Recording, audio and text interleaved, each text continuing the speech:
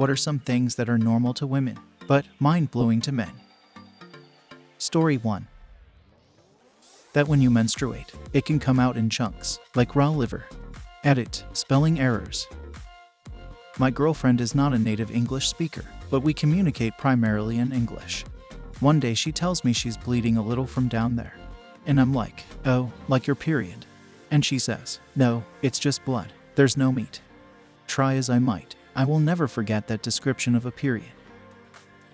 Well, duck man, now we all won't be able to forget this description of a period. A jellyfish after a sneeze. I don't get jellyfish. I get the elevator doors in The Shining. A lady responded to my friend asking, how are you doing today? By saying, you know that feeling when your period is heavy, and you're afraid if you sneeze, you'll fill both shoes. Like that. Once my wife dropped a clot on my foot in the shower. I ducking kicked that thing into the wall, and it splattered us both. El Mao. True love. Clearly you two will prosper during the zombie apocalypse. Oh, you want to know something worst? It's very rare, but some women don't get it out in chunks. But it instead comes out all at once. It's very painful, but apparently after it's done, their period is basically over. I was just about to comment, don't Google deciduous cast. Ha ha ha. Dude, my wife and I are fascinated by this. Ha ha ha ha ha ha ha. It's just as crazy as the pictures of people who cough up a perfect blood clot tree from inside their lungs. Story 2. Having to concentrate really hard to have an ending. My best friend just has to clench her muscles in the right way, and she can get off. No other assistance needed. She has no idea how lucky she is. I can do this too. It's wild. I can just double cross my legs, squeeze in pulses, and voila. The trade-off is that I have to clench my legs together as hard as possible every time I end, including during facts. Skull damage is a risk, El Mao, and any missionary-style position makes it nearly impossible for me to end, as I can't close my legs. My husband is amazing at what he does for me, and it still takes concentration. He doesn't understand when he offers to take care of just me. He doesn't need anything back, and I decline, because I'm too tired. Haha. It takes muscle tension in the right way. Can make my breathing harder, especially while maintaining that muscle tension, and takes mental focus. Duck yeah, I can be too tired to end. I'm sure not all women are like me, but I think some are. It feels wonderful, don't get me wrong, but it takes some mental and physical energy even if just lying there receiving. Story 3.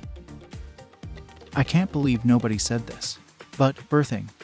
I tried imagining a human growing in my belly, feeling the baby move around, and your body changing.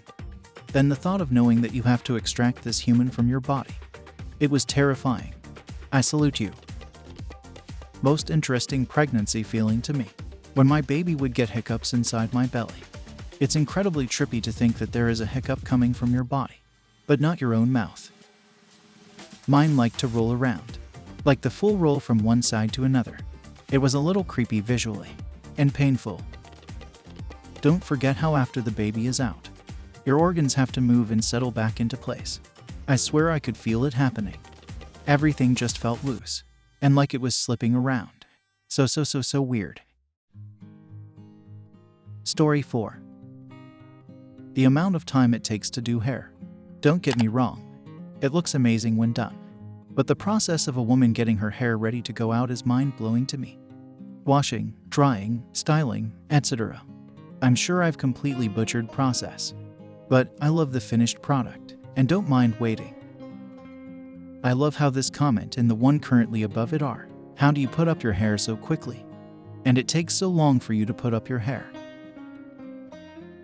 Story 5. You are standing in a busy bar, and someone wants to pass you. If you are a guy, hey, excuse me. Little tap on the shoulder, friendly smile, and request to move. If you are a girl, someone puts their hands on your waist and tries to move your body away. I went to a music and dance party, and a guy passing me touched my shoulder briefly and walked forward. I like that. Subtle and friendly. That is exactly what I do when people don't notice that I want to get by them. It works flawlessly.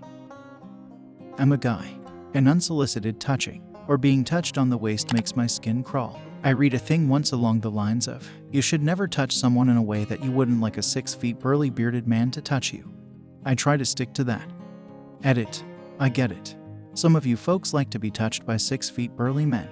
Please adjust accordingly, so this makes sense for your particular preferences. A male co-worker once awkwardly touched my waist while walking around me.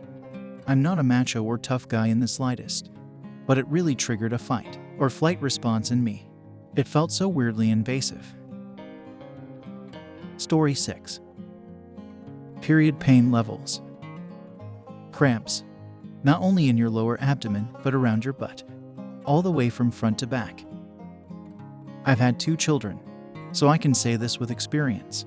My period cramps feel like labor contractions. I always had the thought that my period cramps were so bad that either labor would be okay, because I was already used to such pain, or that it would literally kill me, because I thought my cramps were so bad that if labor was that much worse, I don't know if I'd be able to survive. Labor was a bit worse, because it's unrelenting after it ramps up, whereas with cramps, there's usually bigger lulls in between, and at least they don't progress to birthing anything bigger than a clot. But when I went into labor naturally with my second, after having been induced with my first, I legitimately couldn't figure out if I was in labor for hours, because I felt like crap, but not like special crap, just like period discomfort, and it took longer to ramp up than my pitocin contractions. So I thought, compared to that, it couldn't be actual labor. So I just kinda got on with my day, and then only when I couldn't get comfortable enough to fall asleep several hours later did I wake my husband up to be like, this might be it. Even the nurse wasn't sure if I should come in, because I didn't sound like I was far enough along over the phone for it to be real labor. But we went just in case. And when they checked me, I was already 6 centimeters dilated. So they said we had to stay, because I was definitely having a baby that day. And I did.